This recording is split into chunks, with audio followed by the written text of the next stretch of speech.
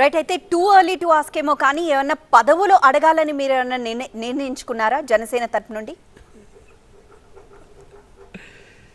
Madam, పదవులు అని question అనుకున్నా ఒకటే మేడం, ఖచ్చితంగా మేము 3% షేర్ ఉంటాం. పవన్ కళ్యాణ్ గారు చెప్పినట్టు 1/3.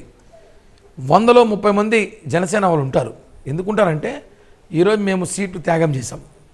పవన్ కళ్యాణ్ గారు కూడా చెప్పారు గతంలో, మీరంతా సీట్లు, ఇప్పుడు నేను కూడా ఉన్నాను. ఎగ్జాంపుల్ తిరుపతి ట్రై చేశాను, సీట్ కుదరలేదు, పోయింది, రాలేకపోయింది.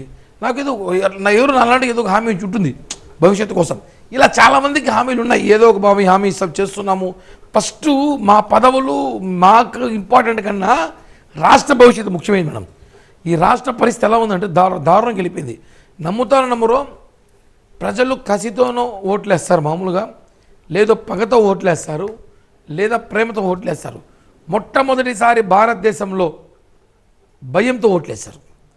ఎక్కడ రేపు మనం ఓటు వేయకపోతే జగన్మోహన్ రెడ్డి మళ్ళీ వచ్చేసి ఈ రాష్ట్రాన్ని సర్వనాశనం చేసేస్తారో, మన ల్యాండ్ మన ఆస్తులు కొట్టేస్తారో, మన ప్రాణాలపైకి తీసుకొస్తారో, కేసులు పెడతారో, జైలు పంపిస్తారో, పూర్తిగా మనం బతకడం కష్టం చేస్తారని భయపడి ప్రజలు ఎక్కడెక్కడి నుంచో దుబాయ్, మస్కట్, యుఎస్, యూకే, పెద్ద అన్ని చోట్ల, బయట దేశాలు, లోకల్, బెంగళూరు, కర్ణాటక, చండీగఢ్, గాంధీ, రకరకాల నుంచి మేడం, ఢిల్లీ నేను చూసాం కదా, వచ్చి ఓట్లేశారు. 2 రోజులు లీవ్ పెట్టుకుని వచ్చి అందరూ ఓట్లేసి వెళ్ళారు. అంటే అంత కసిగా వేశారు. ఆ కసిగా వేసినప్పుడు తెలుసు మాకు మేము గెలుస్తున్నామని. ఎందుకంటే ఎప్పుడు లేని ప్రజలు తీర్పు. ఎందుకంటే ఈ రాష్ట్రాన్ని కాపాడుకుందాం, మన ఇంటిని కాపాడుకుందాం, మన ఆస్తులు కాపాడుకుందాం, ఉన్న ఈ 10 అంకణాల సైట్ 10 గజాలు కాపాడుకుందాం అని చెప్పి ఎక్కడెక్కడో ఉన్న ప్రజలు వచ్చారు కాబట్టి ఈ విజయం వచ్చింది మేడం. రైట్. మరో కాల్ ఉన్నారు, మనోహర్ దుబాయ్ నుండి కాల్ చేశారు. మనోహర్ గారు నమస్తే sir. First of all congrats sir.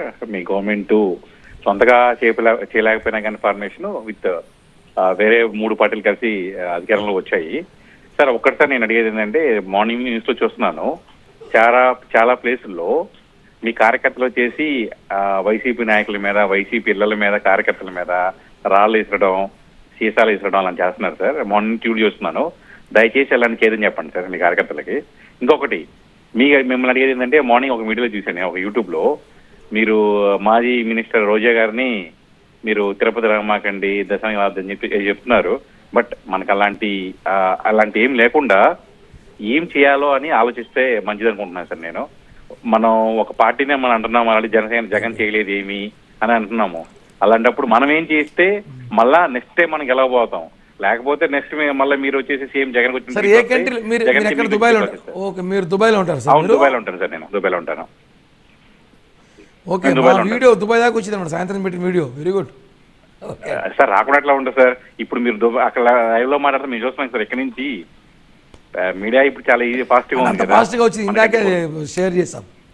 చాలా ఫాస్ట్ గా ఉంటుంది సార్, చాలా ఫాస్ట్ గా ఉంటుంది. మీడియా చాలా దూరంలో ఉంది.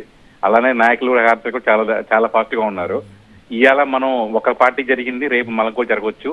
ఒక్కసారి మీ కార్యకర్తలకు ఒక్కసారి మీడియా ముఖంగా మీ పవన్ కళ్యాణ్ గా చెప్పండి, ఓడిపోయారంటే వాళ్ళు ఏదో ఇదేం కాదు, మనం గెలిచామని మనం ఇదేం కాదు, ఇలాంటి ఒకళ్ళ మీద ఒకళ్ళు రావదుకోవడం ఇవన్నీ చేయకుండా ఉంటే చాలా బెటర్ అని అనుకుంటున్నాను సార్ నేను. సార్ ఒకటే అండి,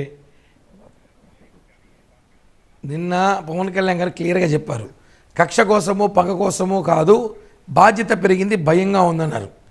ఇంతమంది ప్రజలు నన్ను చూసి నేను చెప్పాక ఇంతమంది ఓట్లు వేస్తారు, ఇంత పెద్ద మెజారిటీ వచ్చినాక ఇప్పుడు మనం ప్రజల్ని కాపాడాలి, రాష్ట్రం కాపాడాలని ఆలోచన ఉన్నాం. కానీ ఎక్కడ కూడా కక్ష సాధింపులు ఏమి లేవు.